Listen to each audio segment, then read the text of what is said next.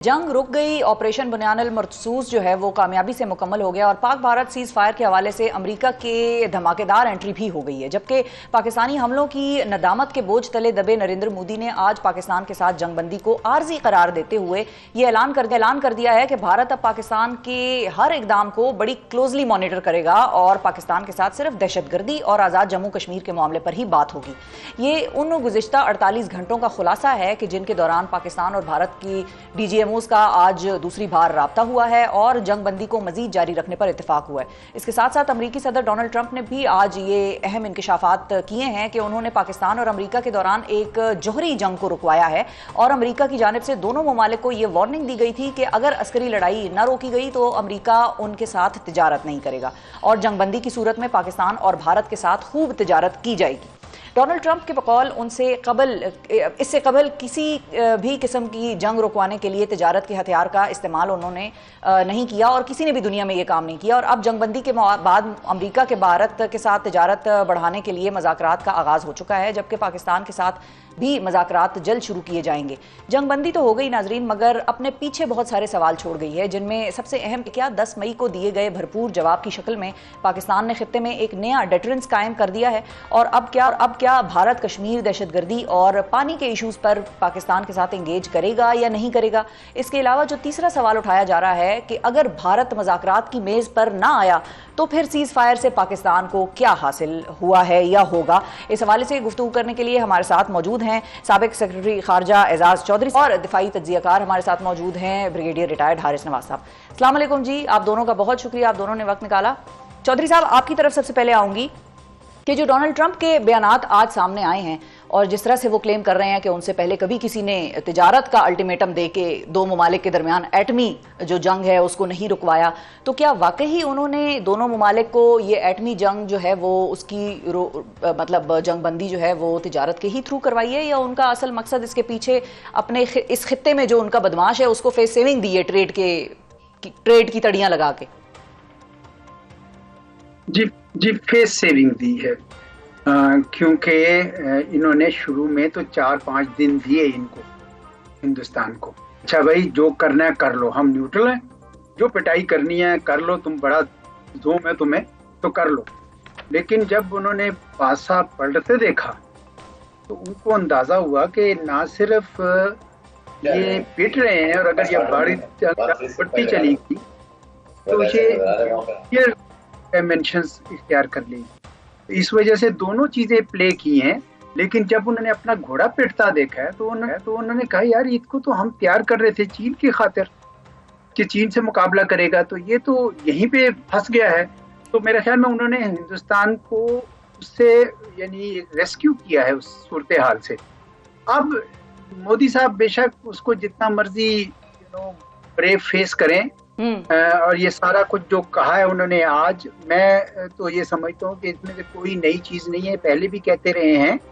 लेकिन जो नई चीज है वो ये है कि एनवायरनमेंट बदल गई, खित्ता बदल गया है, दुनिया बदल गई है, पाकिस्तान भी बदल गया है। बिल्कुल, पाकिस्तान में भी बहुत हो गई, उसकी खामख्यालियां थी कि शायद भाई साइज में मुल्क छोटा है तो इतना पैसे नहीं होंगे या जो भी है मामला, तो वो खामख्यालियां भी दूर हुई। लेकिन चौधरी साहब क्विकली ये भी बताइएगा कि जो फेस सेविंग भारत को मिली है अमेरिका की तरफ से, बेसिकली वो घोड़ा जिसको कि मार भी पड़ी है, वो जख्मी है और अभी भी वो इल्यूजन का ही शिकार है, जिस टोन में आज उसने बात की है और ये कहा है कि हम दहशतगर्दी के अलावा और आज़ाद जम्मू कश्मीर के अलावा हम बात नहीं करेंगे पाकिस्तान के साथ किसी इशू पे, तो यानी तो वो अपने अगले ऑब्जेक्टिव्स के हवाले से भी बता रहा है कि हम तो आज़ाद कश्मीर पे नजरें रख के बैठे हुए हैं और जंगबंदी को भी वो आर्जी करार दे रहा है, तो उसको तो अभी भी इल्यूजन का शिकार है।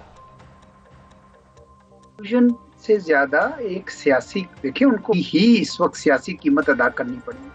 अपनी कौम को उन्होंने पिछले कई सालों से नफरत के और उस पे खड़ा किया था कि पाकिस्तान तो कुछ भी नहीं है हमारे आगे और हम बहुत मजबूत हो गए हैं, दुनिया हमारी कदर करती है। अब जब वो सब कुछ नहीं हुआ तो उन्होंने अपनी कौम को कुछ तो बताना है ना। तो ये फेस सेविंग है, अपनी पॉलिटिकल जो कॉस्ट उनको पड़ी है उसको कम करने के लिए, वरना तो ये पिच हो गए हैं अमेरिका के साथ। देखिए ना, अमेरिका में डोनाल्ड ट्रंप ये कहता है, उसने कहा ना कि कश्मीर कराता हूँ, क्योंकि वो पीस मेकर बन के एक नया रिकॉर्ड बनाना चाहता है, नोबेल प्राइज लेना चाहता है। अब हिंदुस्तान पिच हो गया उसके साथ, फंस गए, ट्रैप में आ गए, क्योंकि वो उनका पार्टनर है, बल्कि अमेरिका उनका मोहसिन है, और उसने इतना उनके साथ कितनी की है ऐसा ना, तो इस वजह से अब इतना आसानी से ये टलेंगे नहीं। और ये कॉन्ट्रडिक्शन है कि ये खुद कह रहे हैं ऑपरेशन सिंदूर कायम है और चलेगा, और साथ डीजीएमओ कह रहा है कि नहीं बिल्कुल ड्रोन्स भी नहीं आएंगे और फायर भी नहीं होगा। ये ऊपर ऊपर से अपने लोगों को मुतमिन करने के लिए। लेकिन मैं आपको बताऊं, हिंदुस्तान के लोग भी जो तीरक लोग हैं वो समझ रहे हैं, परवीन सानी जैसे और दूसरे जैसे, उनको समझ आ रही है कि इन लोगों ने हमारे साथ पाकिस्तान यानी जो हिंदुस्तान के साथ हिंदुस्तान की क़यादत ने बहुत ही एक नुकसान कर दिया उनका। तो ये इतने आराम से इस तरह की तकरीरों से ये इनकी जान छूटेगी नहीं। अब जो नया नॉर्मल है वो इनकी तकरीरें नहीं है, वो पाकिस्तान की तरफ से जो डिटेरेंस एस्टैब्लिश हुई है वो है नया नॉर्मल। जी ठीक है। अच्छा ब्रिगेडियर साहब, आपकी तरफ मैं आऊंगी कि हमने तो अपना ऑपरेशन बनियानुल मरसूस जो है उसको वाइंड अप कर दिया है, हमने उसके खात्मे का ऐलान कर दिया है और we are celebrating peace. But on the other hand वो तो ये कह रहे हैं कि हमने तो ये जंगबंदी जो है वो आर्जी तौर पे है, तो फिर what do you make of it? क्योंकि हम तो ख़त्म कर चुके हैं अपने तौर पर, वो बहरहाल अभी भी अड़े हुए हैं, उनकी समझ में नहीं आ रही बात।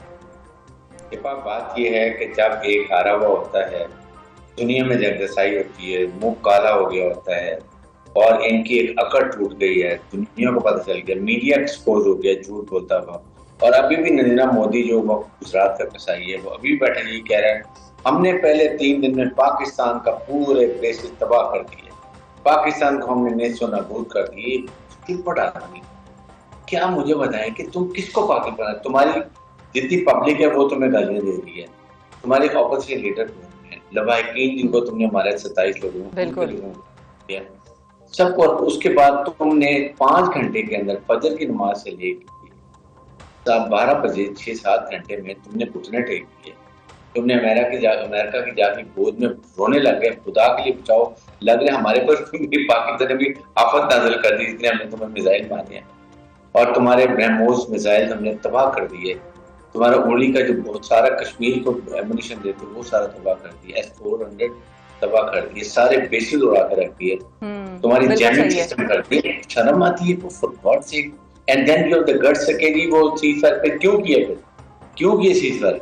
और सीजफायर किया तुम इसको छोड़ोगे? We know we are very strong effect, आप नेगोशिएशन करते हैं स्ट्रांग होके, नाउ वी आर स्ट्रांग, तुम जमीन समुद्र की गहराई में बैठे हुए हो, यू हैव नो राइट, हम अपनी चॉइस के फैसले करेंगे। तो ब्रिगेडियर साहब, जब अगला फरीक ये कह रहा है कि मैं तो बात ही सिर्फ इन इश्यूज पे करूंगा, दहशतगर्दी और आज़ाद कश्मीर के ऊपर, और हम ये कह रहे हैं कि भाई हमारी तरफ से ठीक है सीज फायर पूरा है, वो कह रहा है आर्जी है, तो क्या फिर ट्रंप वो बेसिकली अपनी टर्म्स डिक्टेट करा रहा है हमें, और उसको अभी भी ये लग रहा है कि उसी की हेजेमनी होगी खित्ते में, तो एक और फोन कराना पड़ेगा क्या फिर मोदी सरकार को डोनाल्ड ट्रंप से?